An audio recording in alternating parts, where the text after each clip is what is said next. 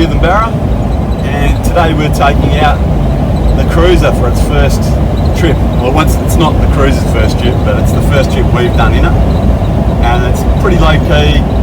We're going to take it out to Argyle and have a look around and maybe do the lookout track.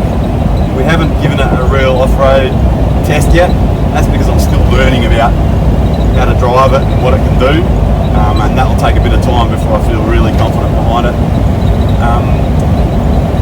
We'll show you the cruiser when we stop, and I'll show you what it's got going on with it. It's actually the guy we got it off.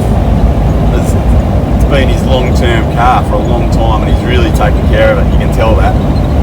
So the one downside at the moment, the aircon isn't working, and that's pretty hard work at this time of year. It's late wet season and it's pretty hot and humid still.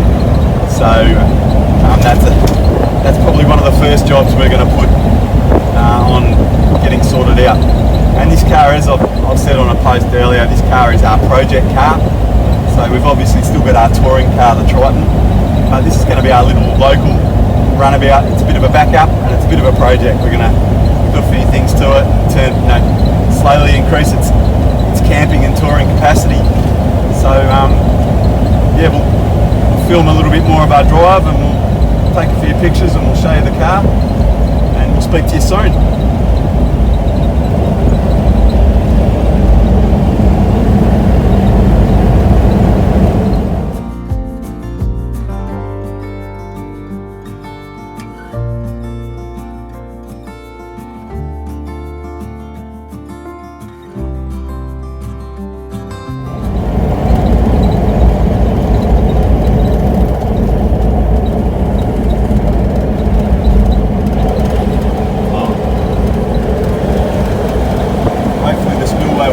Flowing from the dam shortly. I think they're only a couple of metres off, so in the next couple of weeks the spillway might actually flow properly for the first time in a few years, and that'd be really exciting. It would open up another fishing channel to us.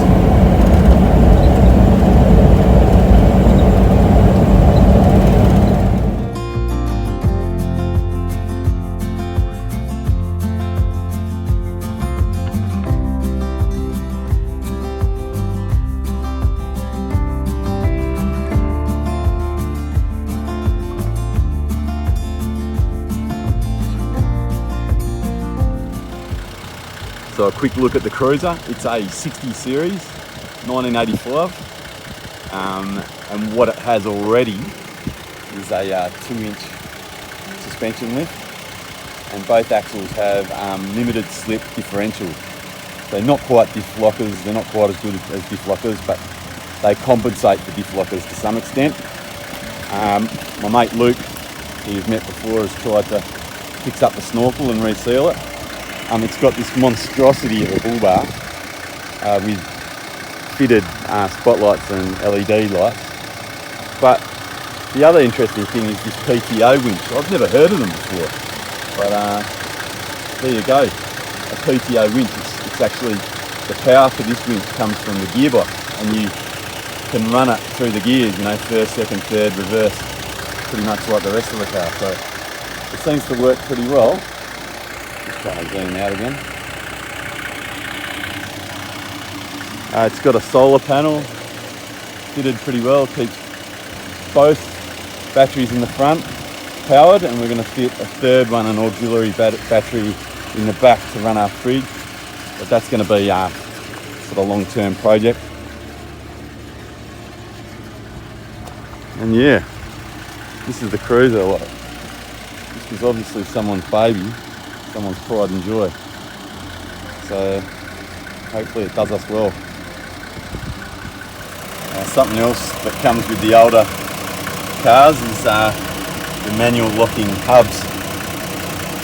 So when you want to put it in four-wheel drive, you've got to actually manually lock the hubs to engage four-wheel drive. That's no big deal for some people. For us it is, because we've never had an old four-wheel drive. So there you go, novelty. Okay, here's the start of the track. We're going all the way up to the top of the lookout. we absolutely piss it in the Triton. That's obviously a more modern vehicle. So I'll be interested to see how she goes. We'll give it a crack anyway.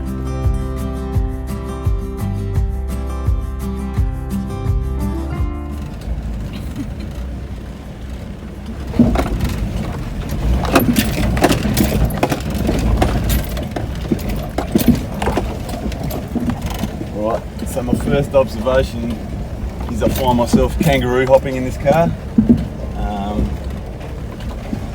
It's doing the job, but it doesn't have anywhere near the sort of traction control support that the modern cars have. Again, the videos never do this sort of thing justice, but this is really quite steep and rutted, this track.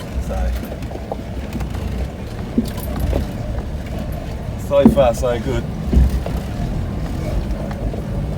That was pretty interesting. Nice bit of scenery there. There's no turbo on this either. It's just a straight 6-cylinder. So not overly powerful either, if I'm being honest.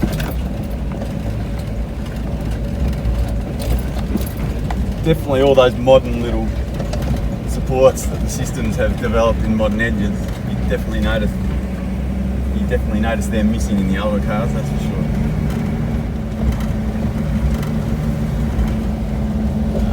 Up ahead you can see the peak of the lookout. We're about 1500 metres off it, yeah. Climbs in second low, and it's eating it up, to be honest. There you go, that's me kangaroo hopping again. It'll take me a bit of time to get used to this.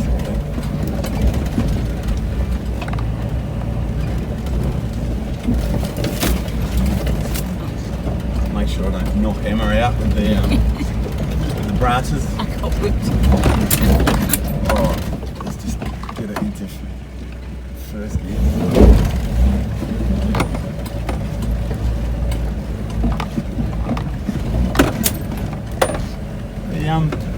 The limited slip differentials, they work.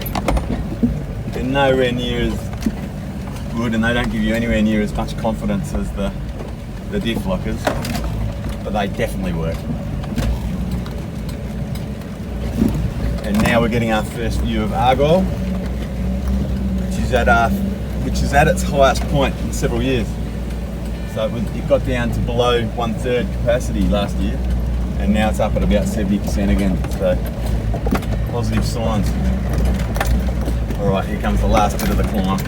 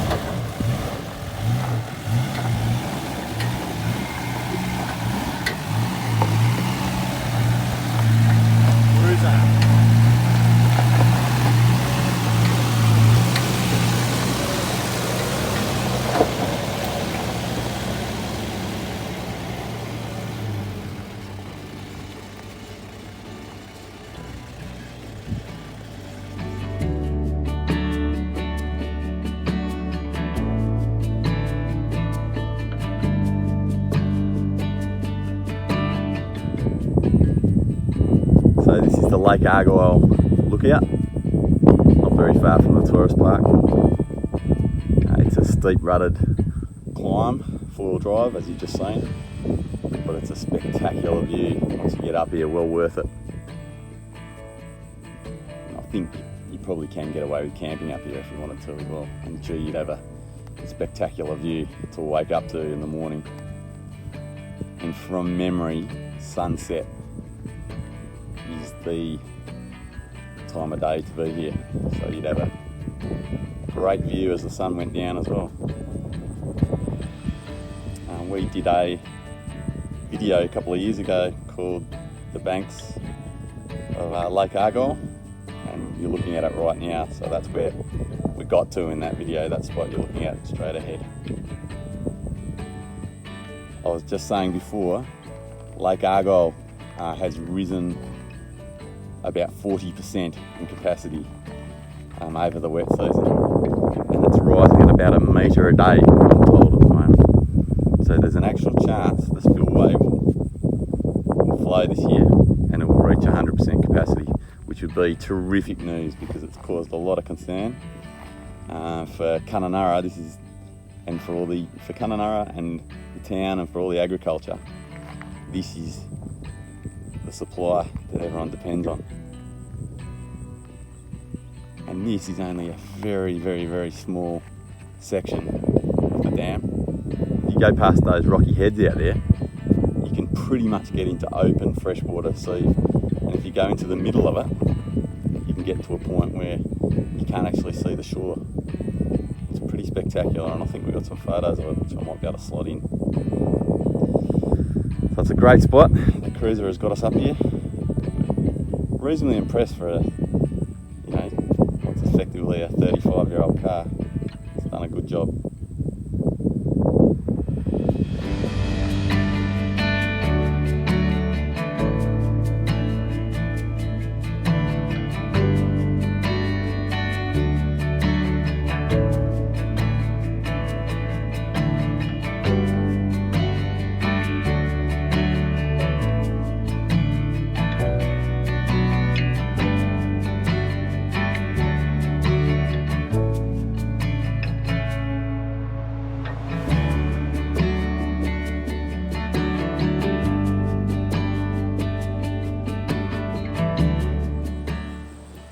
Well, here is a very muddy looking Ord River Gorge. It's a spectacular spot, this. Just near the Lake Argyle Dam Tourist Park, and not too far from the boat ramp either. And you can see that all the runoff from the wet season has made that water really muddy. So that's the upper Ord River, and that flows for about 30 kilometres until it hits Kununurra, and then the diversion dam. And at the bottom there is also the power station, so the hydroelectric power station that provides Kununurra with all its power. But it's a pretty spectacular spot, the Ord River Gorge.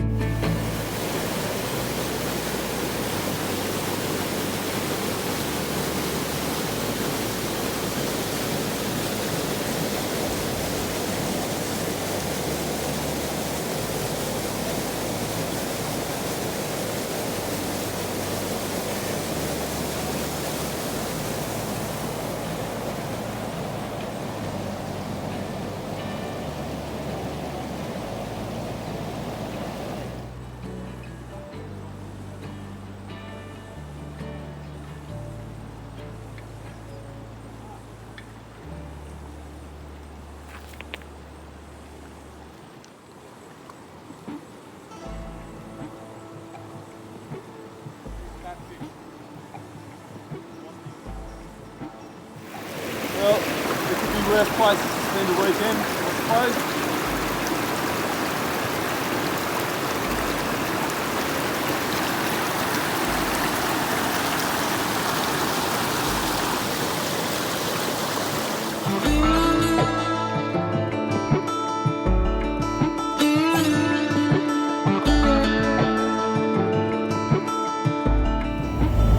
There's some dark clouds out there. There's a lot more rain coming this weekend, and the water crossing levels are starting to rise. So when we go over Granite Creek, we'll take some more video footage and we'll compare what it was like on the way here to on the way home.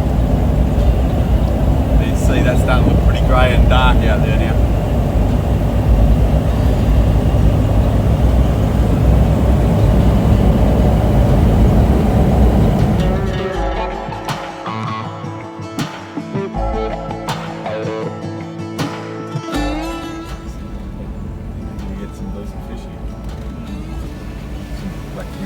Down there, I suppose.